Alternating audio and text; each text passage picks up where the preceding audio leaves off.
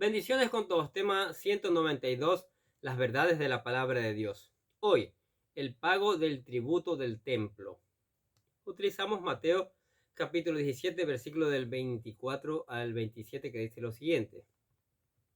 Cuando llegaron a Capernaum, vinieron a Pedro los que cobraban los 2 dracmas y le dijeron: vuestro maestro no paga los dracmas. Él les dijo: sí. Y al entrar él en casa, Jesús les habló primero diciendo: ¿qué te parece, Simón? Los reyes de la tierra, ¿de quién cobran los tributos o los impuestos? ¿De sus hijos o de los extraños? Pedro le respondió: de los extraños. Jesús le dijo: luego los hijos están exentos. Sin embargo, para que no se ofendan, ve al mar y echa el anzuelo, y el primer pez que saques, tómalo, y al abrir la boca hallarás un estatero.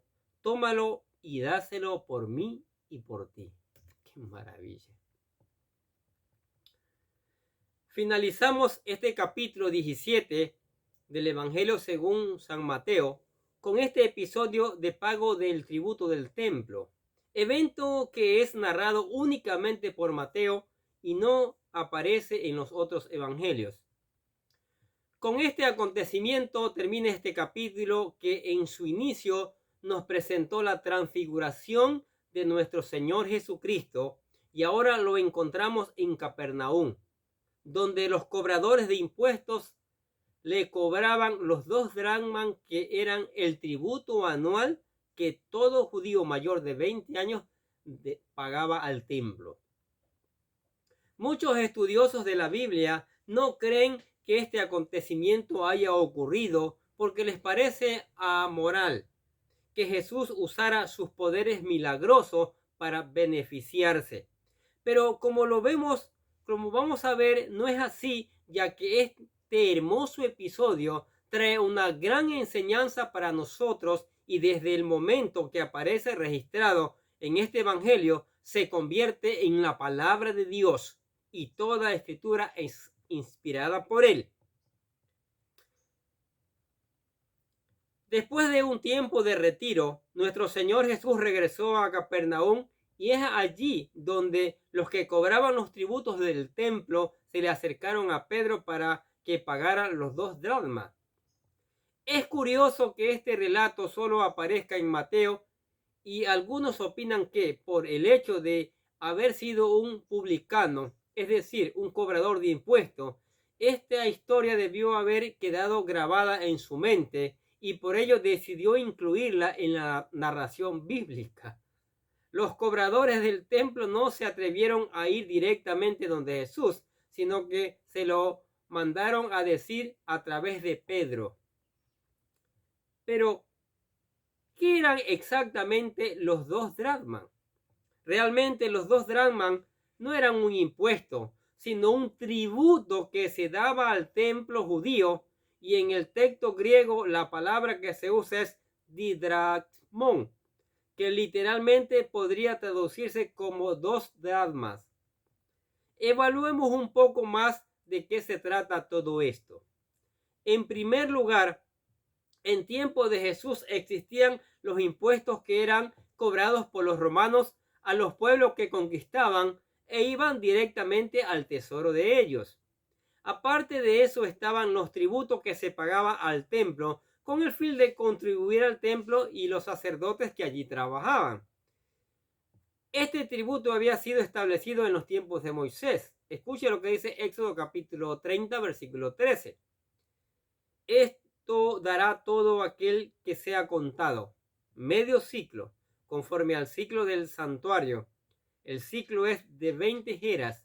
La mitad de un ciclo será la ofrenda a Jehová. Aunque durante el tiempo de los reyes se continuó pidiendo. Escucha segunda de Crónicas capítulo 24, versículo del 6 al 9. Por lo cual el rey llamó al sumo sacerdote Joiada y le dijo: ¿por qué no has procurado que los levitas traigan de Judá y de Jerusalén las ofrendas que Moisés, siervo de Jehová, impuso a la congregación de Israel para el tabernáculo de testimonio? E hicieron pregonar en Judá y en Jerusalén que trajesen a Jehová la ofrenda que Moisés, siervo de Dios, había impuesto a Israel en el desierto. Y en los tiempos de Nehemías se redujo el tributo de medio ciclo a 1/3. Escuchen Nehemías capítulo 10, versículo 32. Nos impusimos además por ley el cargo de continuar cada año con la tercera parte de un ciclo para la obra de la casa de nuestro Dios. Se ordenaba que todo adulto de 20 años pagara su tributo, el cual era de medio ciclo, el cual equivalía a 2 dracmas en los tiempos de Jesús. Un dracma era la moneda griega universal que equivalía al pago por una jornada de trabajo. La otra moneda que aparece en el Nuevo Testamento es el denario, el cual valía lo mismo que un dracma y era la moneda del Imperio Romano. Este tributo era de carácter obligatorio y los cobradores solían poner sus mesas de cobro en cada una de las aldeas de Israel con el fin de cobrarlo, y como Jesús había estado lejos de Capernaum, no había podido pagarlo. Y fue allí cuando aquellos hombres le preguntaron a Pedro al respecto. Ahora, ¿los hijos pagan los tributos? Jesús dijo lo siguiente. Él dijo, y al entrar en casa, Jesús habló primero diciendo, ¿qué te parece, Simón? ¿Los reyes de la tierra? ¿De quiénes cobran los tributos o los impuestos? ¿De sus hijos o de los extraños? Pedro le respondió, de los extraños. Jesús le dijo, luego los hijos están exentos.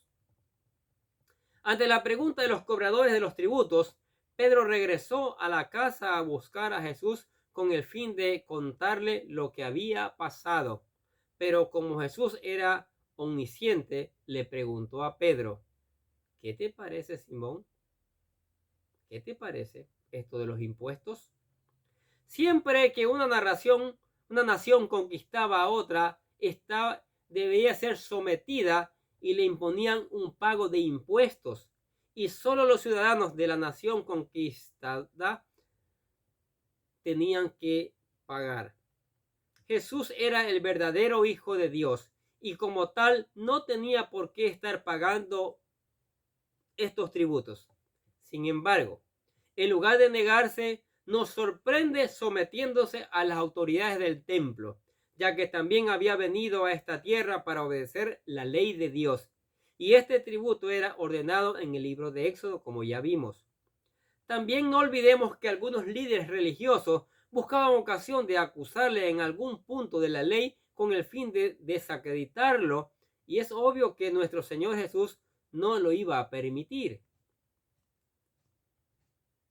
Aunque Jesús pudo haberse negado a pagar el tributo del templo por ser el Hijo de Dios, sin embargo, decidió pagarlo para no ofenderlos. ¿Sí? Sin embargo, para no ofenderles, ve al mar y echa el anzuelo, y el primer pez que saques, tómalo, y al abrir la boca hallarás un estadero. Tómalo y dáselo por mí y por ti. La palabra griega que se traduce como ofenderles es escandalizo, que literalmente significa escandalizarse a tal punto de poder tropezar en la vida de alguien, con el fin de no escandalizar a nadie o poner tropiezo en otros. Nuestro Señor Jesús decidió pagar el impuesto, siendo aquí ejemplo de un hombre que se sujeta a Dios y a su ley. Como creyentes, podemos aprender de esta historia el hecho de que nuestra libertad en Cristo no sea causa de tropiezos para otros. El mejor ejemplo de esto lo tenemos en Pablo. En 1 Corintios nos pone un ejemplo de todo esto. Escuche lo que dice 1 Corintios capítulo 8, versículo del 7 al 13. Pero no en todos hay este conocimiento, porque algunos, habituados hasta aquí a los ídolos, comen como sacrificado a ídolos, y su conciencia, siendo débil, se contamina. Si bien la vianda no nos hace más aceptos ante Dios, pues ni porque comamos seremos más, ni porque comemos seremos menos. Pero mirad que esta libertad vuestra no venga a ser tropezadero para los débiles. Porque si alguno te ve a ti, que teniendo conocimiento, sentado a la mesa en lugar de los ídolos, la conciencia de aquel que es débil, ¿no será estimulada a comer de lo sacrificado a los ídolos? Y por el conocimiento tuyo se perderá el hermano débil por quien Cristo murió. De esta manera, pues, pecando contra los hermanos e hiriendo su débil conciencia, contra Cristo pecáis. Por lo cual, si la comida le es a mi hermano ocasión de caer, no comeré carne jamás, para no poner tropiezo a mi hermano. Si nuestra libertad en Cristo dañara la conciencia de los débiles en la fe y los hace caer, lo mejor es abstenernos de tal comportamiento, como lo hizo Jesús, ya que pudo haberse negado a pagar el tributo, porque Él es el Hijo de Dios y es obvio que Dios no está obligado a pagarlo, porque el tributo le pertenece. Pero para no escandalizar a nadie y poner tropiezo en la vida de otros, decidió pagarlo y así cumplir toda la ley. Ahora bien, el método de Jesús usó para pagar el tributo del templo es muy discutido por algunos estudiosos bíblicos, ya que les parece inconcebible que nuestro Señor haya utilizado un milagro para proveerse del dinero necesario, y esto es considerado por ellos como algo no normal. Han tratado de suavizar esta opinión diciendo que lo que pasó realmente fue que Pedro fue a pescar y al hacerlo fue y vendió el pescado por un estatero y con ello pagó el tributo, enseñándonos que debemos usar nuestra habilidad y trabajo para pagarlos la vida en alguna profesión u oficio y de allí pagar nuestras responsabilidades.